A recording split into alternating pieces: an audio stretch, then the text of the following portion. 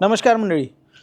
Branded बियाणं घेतलं, branded औषधं मारले, पाहिजे त्या गोष्टी केल्या, म्हणजे तणनाशकही चांगले मारले, सगळ्या गोष्टी बरोबर होत्या, फुलंही जास्त लागले होते, शेंगाही भरपूर होत्या, परंतु दाना भरला नाही आणि सोयाबीनचा ॲव्हरेज फक्त 2 क्विंटलपासून ते 4 क्विंटल एकरी राहिला. त्याचं कारण काय मंडळी? यावर्षी उत्पादन कमी होण्याचं सगळ्यात महत्त्वाचं कारण म्हणजे अति पाऊस. आता तुम्ही म्हणाल हे तर आम्हालाही माहीत आहे, मग त्यामागचं शास्त्रीय कारण काय ते तुम्हाला समजावून सांगतो मंडळी. यावर्षी दसऱ्याच्या नंतर पाऊस थांबला पाहिजे असते, परंतु यावर्षी दसऱ्यापासून पाऊस चालूच होता, तर जवळपास दिवाळीहून 7-8 दिवस तो पाऊस चालला आणि त्यामुळं सोयाबीनचा जो दाना भरायला पाहिजे होता दाना भरला नाही. शेंगा भरपूर लागल्या परंतु दाना भरला नाही, त्यामुळे उत्पादनात घट आली. याचं कारण काय असते?